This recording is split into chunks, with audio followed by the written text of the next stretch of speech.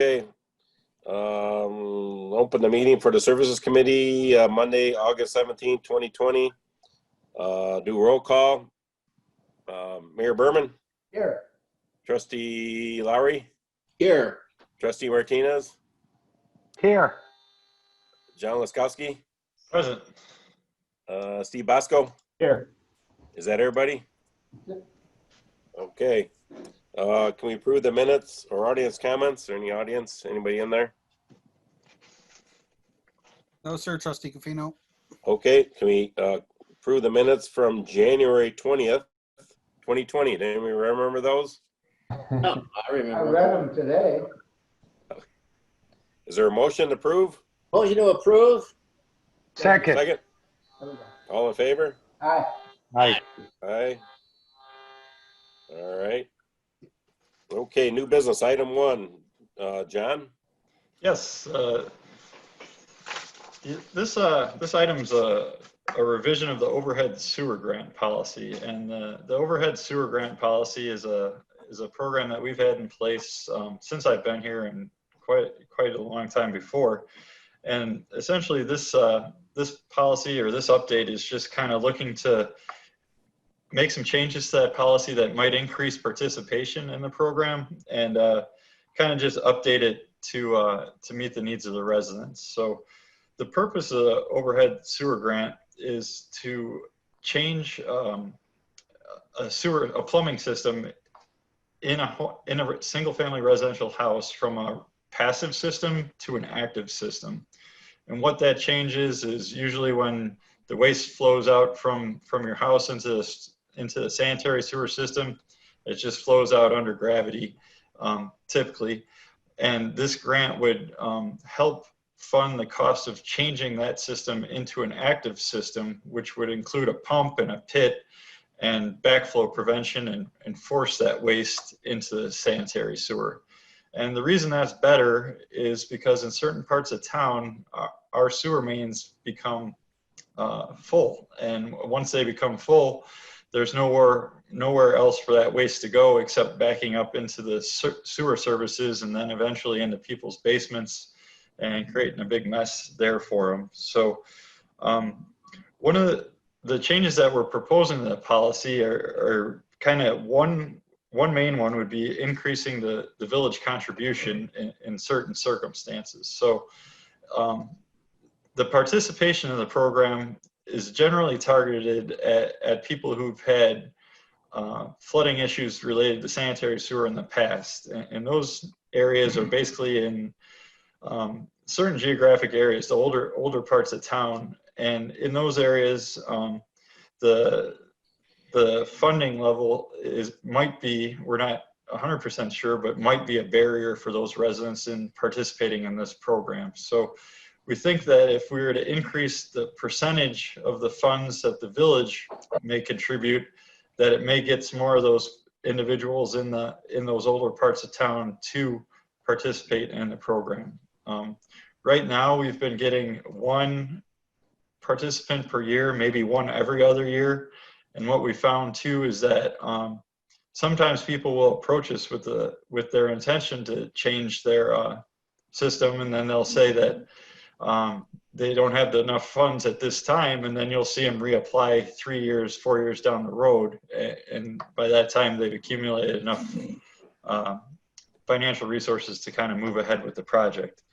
So in certain areas of town that would be designated or that we would select based on the income, the CDB or the census data outlines the areas in town that are low to moderate income. And in those areas, instead of contributing 50% of the cost of the project up to $4,000, we're proposing to contribute a little bit more, 75% of the project up to a total of $6,000.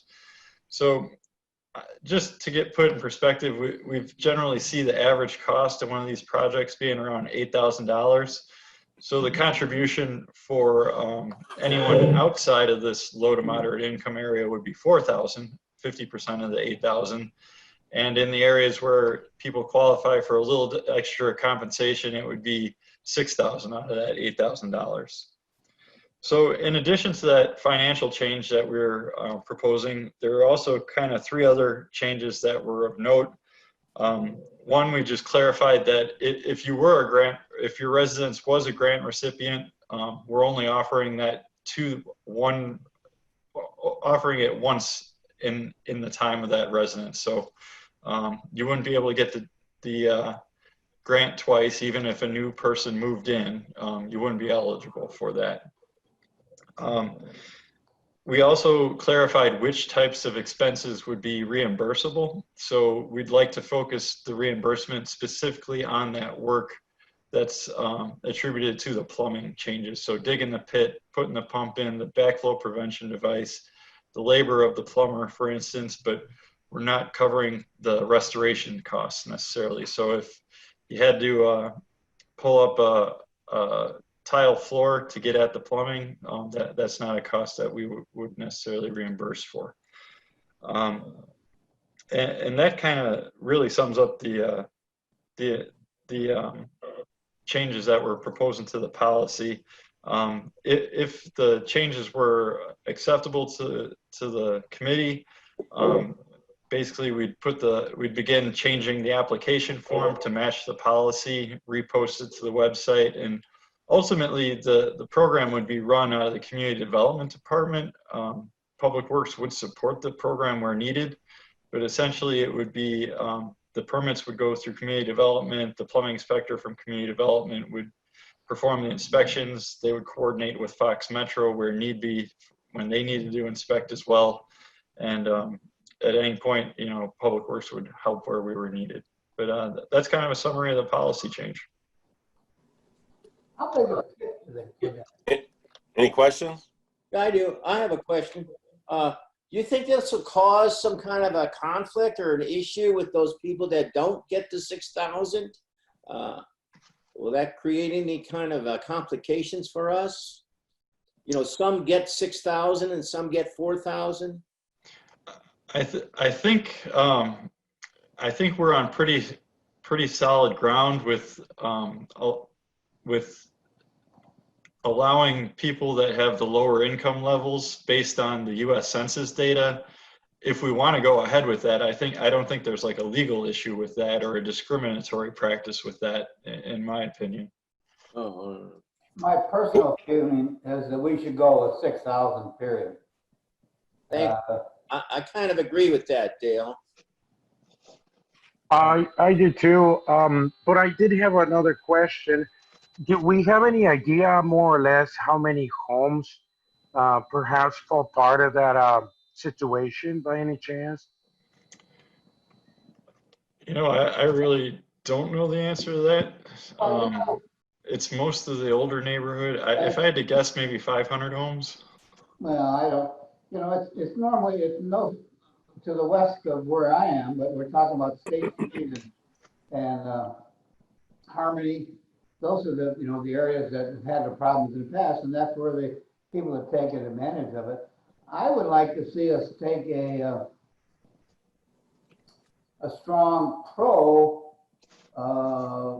position and really offer to them the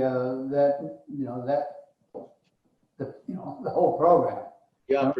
And ask them if they would like to participate, rather than waiting for them to come to us. I think that some of these people who've lived in that environment for a number of years now realize that, God, it'd be nice if I did do something, and if the village is gonna, take care of that 75% of it, that's not a bad deal. And we could What do we certainly, budget for it? right now, I think we budget, 16. I think $12,000. 16. 16? So we budget for 4 a year roughly, but as John said, we pretty much only get one. Well, budgets are budgets, that's just a guess of what we're gonna do, and if people really take advantage of it, fine. Historically, you go back, if you look at the east side, those people that didn't take advantage of our our sewer when we proposed it initially.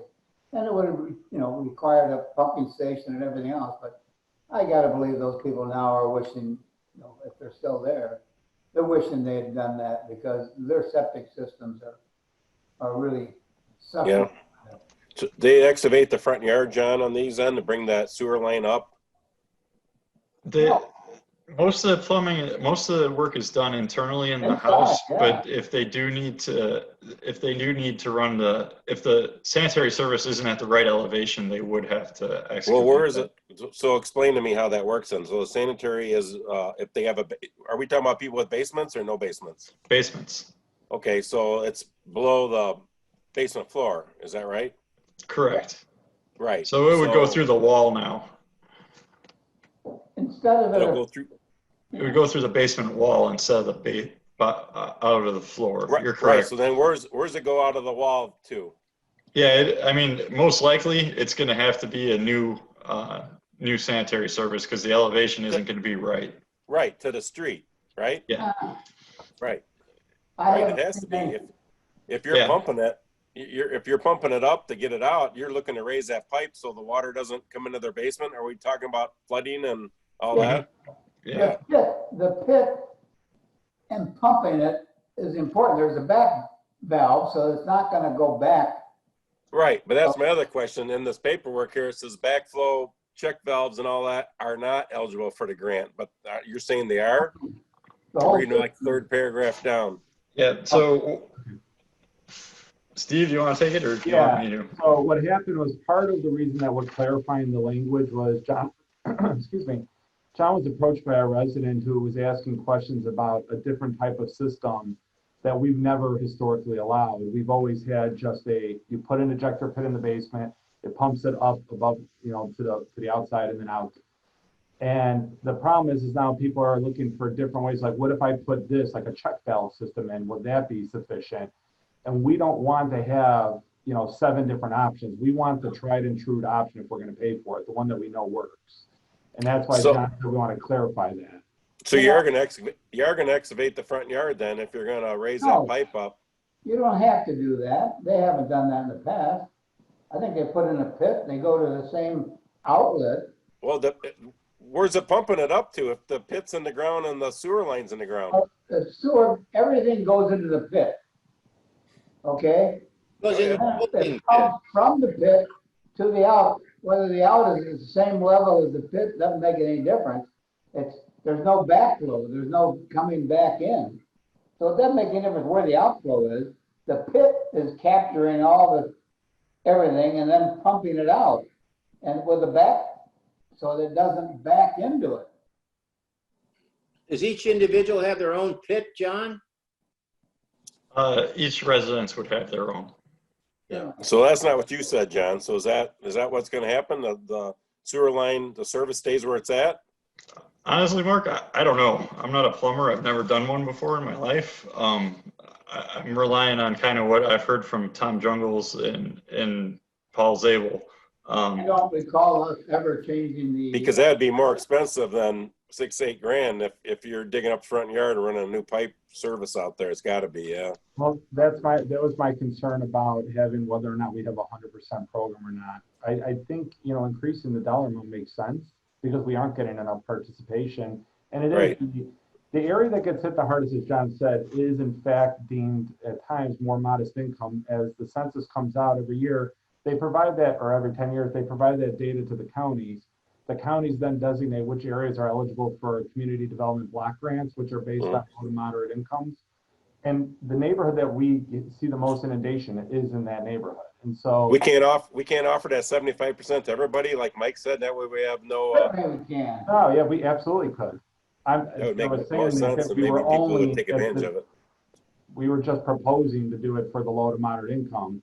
But if the board wanted to increase it, you can increase it to 100% if you wanted to. Yeah. I'm saying do it for everybody that wants it. Right. I agree.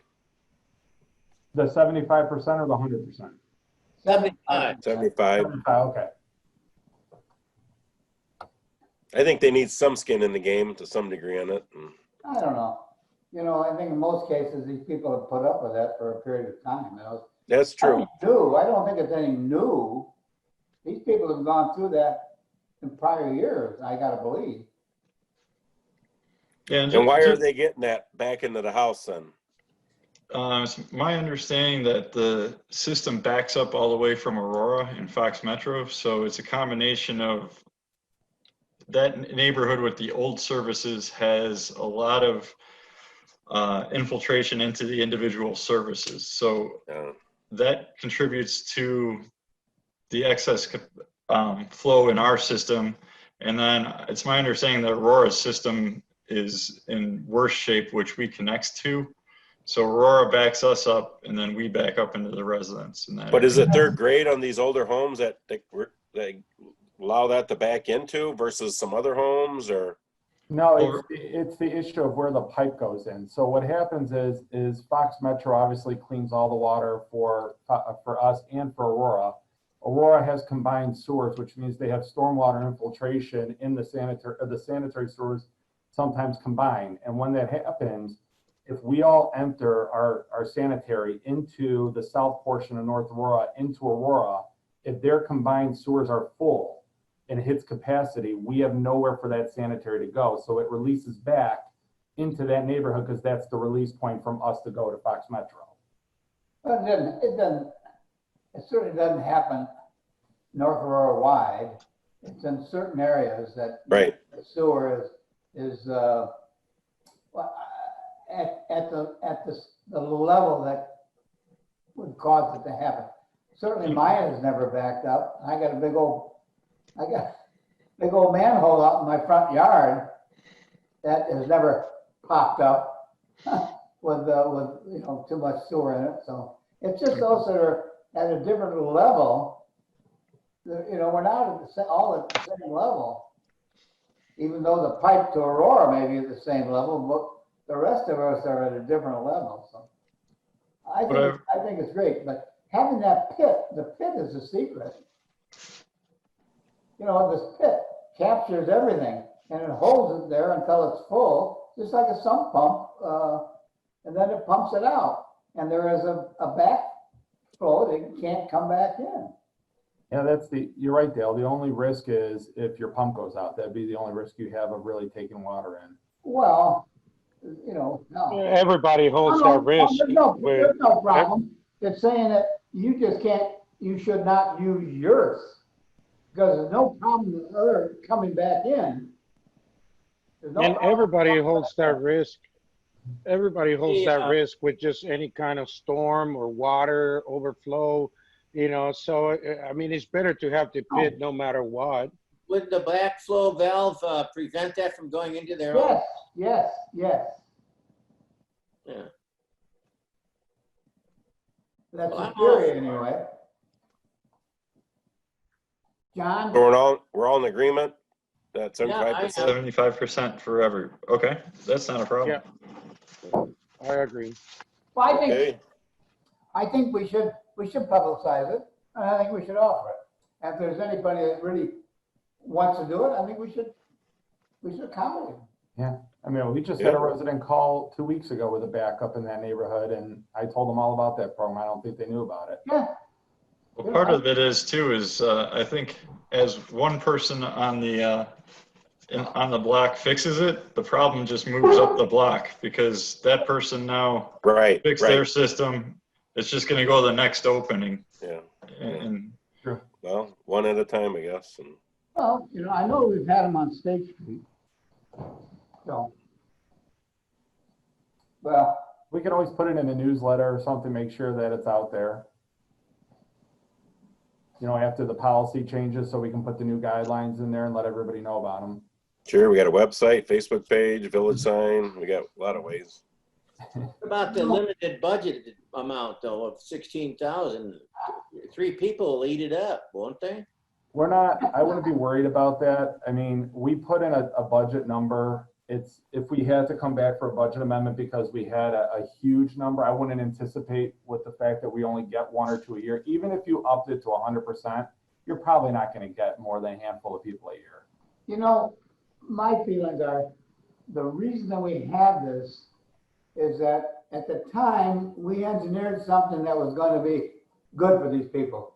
But as time goes on, we've had other expansions and other growth, and it's not, it's not like it was, and maybe we erred, maybe we didn't err, but things have changed, and now, they've suffered along the way with this problem. And it's, is it part of our past that we did this, we caused this, made this happen? I mean, why do you think it's happening now, or why is it happening, over time? Well, Dale, you said it earlier. I mean, if you look at the combined sewer systems, that was the way back in 100 years ago, and now no town has them. Not in North Aurora, but in other communities, yeah. Right. Yeah. Some of those older communities that, were big. And Aurora is doing a lot to solve their problem, so our problem through that. So, it's going to improve in future years. But this is something I think that is really worthwhile for the. I don't think there's that many, Mike. I don't think there's that many people that are going to take advantage of it. I don't. You don't? Okay. Well, I'm all for it. I think it's the right thing to do for the village taking care of their people. That's right. That's it. That's what we're here for. Mm-hmm. Yeah, I'm good with it too. We didn't plan this to happen. It wasn't, it wasn't, when we built those subdivisions, we didn't think it was going to happen, did we? It's the same way with our stormwater up in Tanner, the failure of that system, or what we're going to have, the problem we're going to have there. It sure as hell is not something that we thought was going to happen in the future. But here, when it happens, we got to solve the problem. Can't live with it.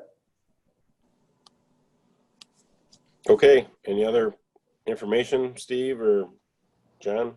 I think the next step would be I'll make those changes to the policy, and then Steve, do you want to bring this back to a committee of the whole or before the village board? On issues like this where they're not, where we already have an existing program and they're pretty small changes, we would probably just go straight to board with this. I'm going to go directly to the board. I don't see any reason to go to Cal. Yeah. I'll make those changes and have it back at the next board meeting then. All right, thanks, John. Very good. Thank you. Very good, yep. Thank you. Any trustee comments, Mike or Tao? I'm good. Mayor Berman, anything? No, we got to sign out and sign into the new next meeting. Yeah, we got a different number, right? Well, I just wanted to Think so. say thank you to Public Works, with all the storm that we had. I mean, I noticed there were trees and branches down, and before I came back out with my chainsaw, Public Works had already taken care of everything. So it was really nice how fast and prompt. Yes. I understand that you are volunteering to help. And I've got some damage over here at my house that, anytime you want to come over and work on that, it's fine with me. No problem, Dale. Yeah, but they did an amazing job. I just want to say that, whatever I noticed in the subdivision while I was driving, these guys were on top of it. Thank So, you. Well, I'll pass that on to the guys. Yeah. Well, there's obviously there is really a need for us to go out and help people get rid of their trees, but we haven't done that. Well, we've done it somewhat in the past, but we don't have a budget for it. We haven't really discussed doing that kind of thing, but there's a real need for that. All right, motion adjourn. Motion to adjourn? Second. All in favor? Aye. Aye. Okay, see you in a while.